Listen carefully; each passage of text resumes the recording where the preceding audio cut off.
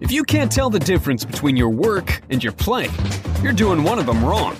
When you're doing what you love to do for a living, it all blends to create a rewarding lifestyle. Welcome to Fun, the show that introduces you to leaders from the business, entertainment, and social world who have turned their passion into play. Here's the host of Fun, social media marketing strategist and creator of the infamous iFart app, Joel Comm. And sometimes you got to have somebody on your Fun podcast that's kind of a dick. Now hang on before you start writing me nasty grams and sending me smoke signals cursing me out. Please know that it's not what you think it is. All right. And I'm just going to, I don't know what you're thinking right now, but I'm glad you're here. Thanks for listening. My guest today is Marc Ensign, and I'm in such a hurry today that I didn't even stop to prep for the show to get Marc's info. But Marc is, he spells his name funny. He's one of those Marcs with a C, M-A-R-C, Ensign, and he's at Marc Ensign on Twitter. His website's marcensign.com, and even though his name is Marc, he's kind of a dick. Hey, Marc, welcome to Fun. Thanks, Joel. I'm starting to get used to being introduced that way. I think maybe, for those who don't know you yet, we should probably explain what that means. So why is it that people can get away with calling you a dick? Okay, how much of the story do you think we should tell them? Or should we wait till the end? And so this way we kind of force them to listen to the entire thing. And now they're fast forwarding through the show. It's like, all right, click, click, click, click, click. Why can he do this? Hey, go ahead. Tell the story. Okay. So the whole story started a couple years ago. I used to live in New Jersey, and I just about had enough of living in New Jersey. And anybody that lives in New Jersey probably kind of gets what I mean by that. And so my wife and I decided to move the whole family, pack the whole family up, tear everybody from everything they knew, and move to Tampa, Florida, which was pretty much where the dart landed on the map. We looked at like 2 or 3 other places. We looked in California. We actually looked in Denver, Colorado, and you should have looked a little longer because it's wonderful here. No, it was great there, but I felt like I was missing the ocean. Like we love the like the Gulf Coast and being near water. So we ended up in Tampa, and I was kind of going through that. Oh my God, what have I done? Like if you've ever kind of moved everything that you own and 1,200 miles away, there's this panic that sets in when you realize what you've done. And we didn't know anybody in the area. We didn't even know where we were. Just kind of, we rented a house sight unseen, and just showed up and dropped our stuff off. And I was looking around, and I was like in mid panic attack, and decided to go for a walk because I was afraid my wife was going to leave me if I if I kept annoying the heck out of her, and I just needed to kind of catch my breath and talk myself off the ledge. And so I went for a walk, and I ended up running into my neighbor, this guy that lives 8 or 9 houses down the street from me, and his name is Dick, and he's just this extraordinary guy, and he was just like the right guy at the right time and the right place. And brought so much value into my life. Like he started off as being like kind of the welcoming committee for me in the neighborhood, showed me around, told me where everything was, helped introduce me to people, introduced my kids to other kids that they would be friends with, and was just above and beyond anything that you could ever imagine. And from there, we had this relationship with this friendship that kind of grew. And he kind of became somewhat of a mentor for me. He's just a guy that I really looked up to. He just had all these incredible successes in his life, his family, his career. I mean, the guy had 12 Emmys hidden in a shelf in the corner of his living room. And it just was. I just found it to be very inspiring. So I started to kind of pick apart what his recipe was, and I spent a year kind of shadowing him and trying to live into some of the things that he did and see how it would affect my life, and it completely changed how I started to see things. Yeah, and as a result, now everybody tells you that you're a dick because you wanted to emulate this gentleman whose name was Dick and all the positive qualities he had. And that's part of your purpose in life, is to make a difference, to change the world. And as I look through your bio, which, is very impressive to anybody who would read it, but to you, it wasn't satisfying. And just to give people an idea, you played bass on Broadway for the Tony Award winning show Rent. You recorded albums with Grammy Award winning artists like R. Kelly. You've written books. You founded a successful digital marketing agency, but this wasn't really what you ultimately wanted to do. I don't know if it wasn't that I was ultimately what I wanted to do. I was kind of searching for something. I had this idea when I was a kid that I was going to change the world. And it's that thing that all kids have, why we run around in capes and jump off the couch and wear superhero costumes. And I just never outgrew it. I mean, I always had this, thought that I was going to do something, like my life was going to matter, as silly as it sounds. I guess when I hit 40 and I was still living in New Jersey, a stone's throw away from where I grew up, I was just like, oh, maybe it's not going to matter. Like, I've done all these great things, but really, I mean, aside from me, I didn't feel like I was affecting anybody. I wasn't making this grandiose change. And I kind of had this idea that if you want to really change the world, you have to, strap on a pair of flip-flops and walk across the country for a good cause, or you got to build a school in some third world nation. And I just didn't have Forrest, run. I just didn't have the time for any of that, and so I just kind of, faced with that, I just decided to kind of run away. And maybe things would be different, 12 where it's a little warmer, like it was a little ridiculous, but, I was kind of running away from this idea that I wasn't making a difference. And in doing that, I kind of met this guy that showed me like here's a guy that he didn't walk across the country and he didn't build any schools in third world nations, but he completely changed the world for me. He made a difference. And I wasn't the only one. Here's a guy that people just gravitated towards because he was that guy. He was a nice guy. He brought something, beyond anybody else would have probably just walked by and said, "Hey, how you doing, new neighbor? Goodbye."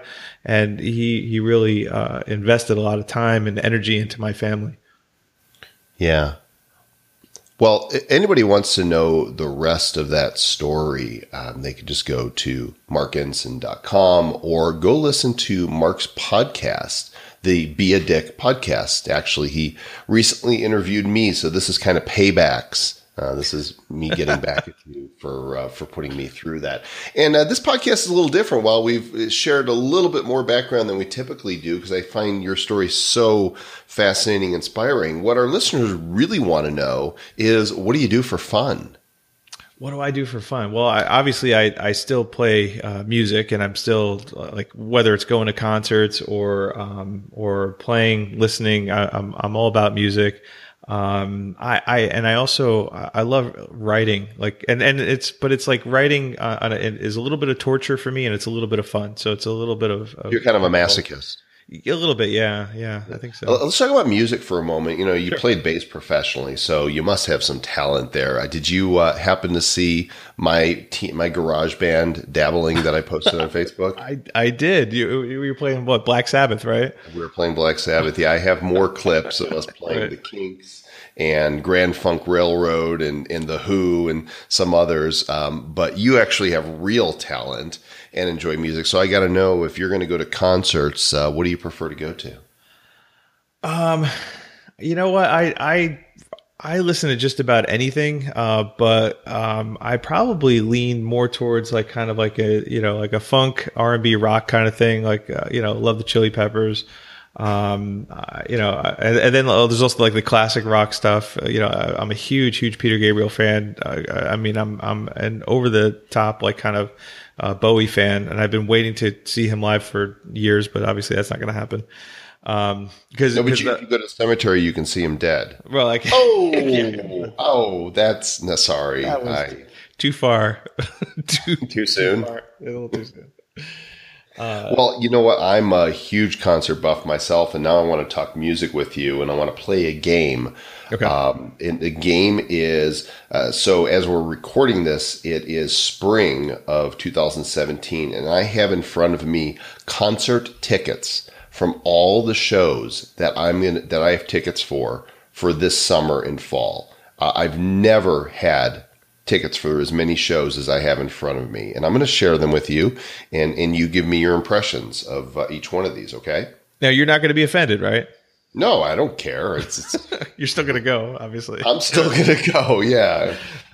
Michael McDonald.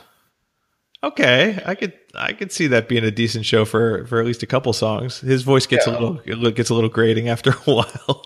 He'll do doobies, I'm sure, you know. Sure. And so there's that. The other iteration of Yes, there's two Yeses running around. This one is with John Anderson on vocals, Trevor Rabin on guitars, and Rick Wakeman playing keyboards. Okay, that's probably going to be a pretty good show. Okay. Were you ever a Grateful Dead fan? Because I've got tickets for Dead and Company. I never was. Like I tried, and you would think that like being a musician and everything else, but I never liked the Dead. Didn't do it for you. How about the Moody Blues, the 50th anniversary tour? I can't stand the Moody Blues. How about King Crimson? There's a little prog rock for you. Yeah, Tony Levin on bass or stick or whatever he's playing. Yeah, well, Robert Fripp, I'm sure, is like the only one who's still there. Train. Well, I think Tony Levin still is on tour. Fantastic! Yeah, his with the fretless. Yeah, he's amazing. Right. Yeah. Train. I saw them in New Jersey about 4 or 5 years ago, and they were actually really good. They did some weird kind of jazzy cha-cha what do you call it, closer like that I could have done without. But other than that, it was actually a great show. Check out this double bill: Hall and Oates with Tears for Fears. I would fly up to go see that with you in a heartbeat. Well, it's July 15th. Right. Howard Jones. I actually like Howard Jones. Yeah. How about Trombone Shorty? Ever heard of him? Stop it. You are not going to see somebody named Trombone Shorty. I totally am. Oh, you need to go to Spotify and look up Trombone Shorty. No. Are you serious? I'm totally serious. All right, go look up. He's playing at Red Rocks. Now this is and he's playing at Red Rocks too. Like a guy named Trombone Shorty is playing at Red Rocks. You just don't know. Like is Red Rocks open, or is he just like kind of out in the parking lot? No, it's open. He's the featured act. You need to go to Spotify and pull you up a little Trombone Shorty. Somebody out there is like, doing the rock on with me right now because they totally know who that is. How about this one? Foreigner. I wouldn't mind seeing Foreigner. Is it urgent? Not urgent, but never mind. Brian Ferry. You got it. Brian Ferry. I mean, I'd go, but I wouldn't brag about it. How about Roger Waters? Oh, I saw Roger Waters do The Wall a couple years ago in New Jersey, and then I saw that they released it as a movie. And I don't know if you saw the movie, like the concert movie, where he kind of also told the story about how he came up with The Wall, and it was without question one of the best shows I've ever seen. And the last one that I have on here is I'm going through my flash seats. So Live Nation did a $20 special for tickets at the Pepsi Center for almost all the concerts that are coming this summer. And I could not resist but to buy tickets for Lionel Richie and Mariah Carey. I love how you have to preface that. Like, that's the only one where you had to be like, I got really cheap seats. Well, they're going to be dancing on the ceiling, right? I mean, I didn't spend a lot, so don't get worried. So don't worry about me. We're going to say we're going to see Lionel Richie. We're gonna say hello. We'll have a little Commodore action in there. So I've got a lot planned. What do you have planned? The funny thing about that concert is, I could see going to see Lionel Richie. I'd probably leave for Mariah Carey though. I don't know if she's headlining or he's headlining, but he's headlining. She's the special guest, so I'm sure. Oh, really? I just want to see if she could still hit that ridiculous octave that only dogs can hear. Right. What about you? You got any shows lined up? I actually, I just got Groupon just sent out a thing of a bunch of shows that are coming. My daughter wants to go see Ed Sheeran this summer, so he's going to be in Tampa. So I think we're going to go do that. I'm not a huge fan, but although he's got a good band, so like that kind of works for me. But, he's in love with the shape of you. Especially me. Yeah. Yeah. No, I heard that actually. Did you see Walk Off the Earth's knockoff of that song? Yeah, I did. With their little tubes. They're so fantastic. So, that talk about going down the rabbit hole, right? I'm so excited about all these concerts that I just decided to make this interview with you about me. Well, that's pretty much most of our conversations, isn't it? Hey. So I'm not a dick?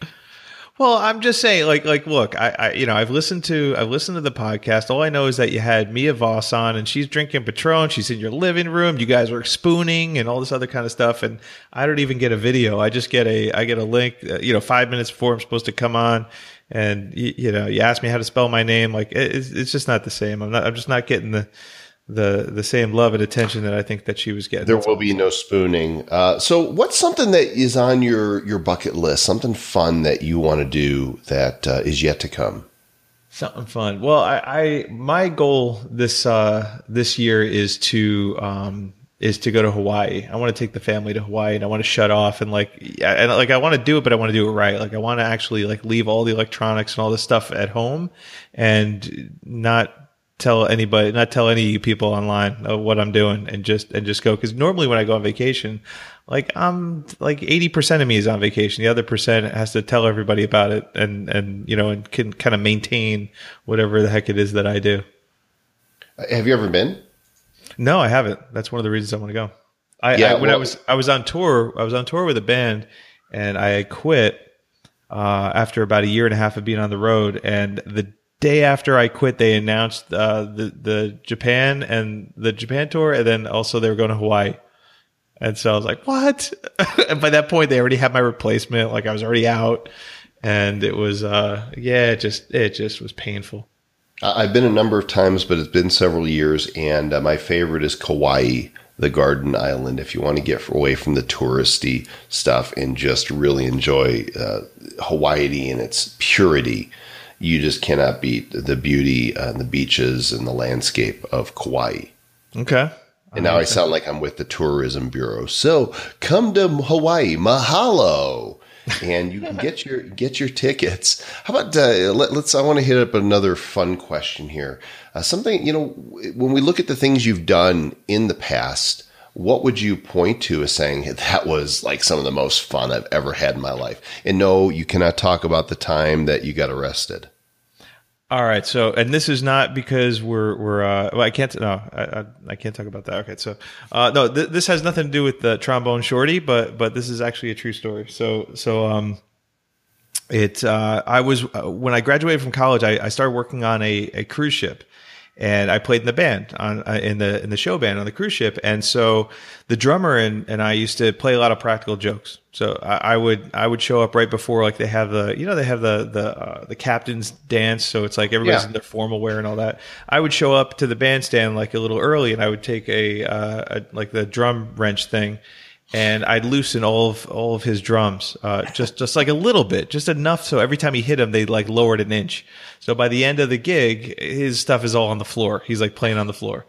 And then a couple weeks later, 2 weeks later, whatever, when I'm not suspecting it, he makes sure that I'm showing up to the bandstand late, hiding my stuff or whatever. And I get up to the bandstand right as the curtain's starting to open, and he had dropped around 3 or 4 cases of empty Heineken bottles around my seat. So the only way to get to my seat is start knocking bottles over while the captain is standing there, introducing the band, and I'm knocking all these Heineken bottles over, trying to tiptoe my way to my chair. And then, but then when we pretty much had gotten, this is the point where we were going to get fired, was, the band leader was the trombone player. We couldn't stand the guy. He was just not a fun guy. Just not a biggest fan of him. And so we had gotten a tube of Ambisol, and we covered his mouthpiece in Ambisol. And Ambisol is that stuff that makes your gums. It's numbing, right? It's right. you put it on baby's gums. Right. So this is the big show, the big cabaret show, and he starts by the third note, his entire face goes numb. And he can't play anymore. So he's conducting us, which we don't really need because there's no need for a conductor. And you could just see he's like ready to kill somebody, and he's drooling, and his lip is like it looked like his whole face just got paralyzed. Like he couldn't smile. It looked awkward, drooling all over himself and just screaming at us the whole time until he, trying to figure out who did it. That's fan-frickin-tastic. I kind of get the feeling that you're a prankster. I listened to the podcast episode number 3 of Be a Dick, which is the interview with me. And after the show ends, you actually have outtakes in there. And you brought your wife in to listen to your new theme song. Are you? And you kind of knew, where it was going, but you framed it to her like it's urgent. You got to get in here and see that. Loved it. Hey guys, this is Mark Ensign. He's a great guy. When we say he's a dick, it's because he emulates the character qualities, the really great character qualities of a neighbor of his that goes by the name Dick. And you need to listen to his podcast. It's the Be a Dick podcast. His site is markensign.com, not Mike, his long lost brother. That was my conjoined twin. And do you have any any goodies that you want to let people know they can download or grab for free from you? Sure. So let's see. If you go to my site, the Marc Ensign, MarcEnsign.com, there's you can download an ebook that I wrote called Unbreakable, and it's kind of the story of how I got the gig on Rent, and it was actually a really cool story about just like the tenacity and the wherewithal I think that it takes to get a show like on Broadway. And you don't have to be a musician to appreciate it. It's one of those things that if you've ever caught yourself thinking that like, ooh, that's too big, I can't do that. It's definitely something that you want to check out and read. I mean, I even read it every now and then whenever I'm like overwhelmed by something or something just seems too big. Because that was a gig that I had no right in having. I wasn't good enough. I wasn't connected enough. I hadn't been playing long enough. I didn't know anybody. And yet, but people liked you. But gosh darn it, people liked me. Hey, how many minutes are there in a year, Mark? 525,600. Yeah. And hopefully some people got that. I'm sure some did and some did not. I know Trombone Shorty got it. Yeah, Trombone Shorty is going to get it. So especially after you listen, and then you're going to be like, hey, this guy's pretty good, even though he's short and blows the trombone. Thanks for joining us here on Fun, Mark. I appreciate you. Oh, my pleasure. And hey, y'all out there, I told you this is a different type of show. This is conversational. Yeah, if you listen and read between the lines or heard between the lines, as the case may be, you got some takeaways and some nuggets here, but you also got to see the human side of a successful entrepreneur. And that's what I do. I bring you business and social leaders and show you a different side. I kind of like to think this is kind of like a Tonight Show or a Late Show of podcasts. We get to hang out and just have discussions. And if you like it, then do me a favor. Take a moment and subscribe and review. Very few people take the time to review. Lots of subscribers, but getting the reviews, and believe me, you'll stand out because very few people take the time to do it. So that's the last time I'm going to ask you for a review. Would you please review the podcast? Wait, I'll see you guys. You said that was the last time you're going to ask, then you asked again. Well, I know. You just ruined the joke, Mark. Oh. You're no fun. Right. This episode is going to be called Not So Fun. Yeah, actually, we name all episodes a song title. So what should we name this one? I don't know. It's got to be something by Trombone Shorty, though, right? Like let's look at a track list. Hey, we'll catch you guys next time. Go out there and do good stuff.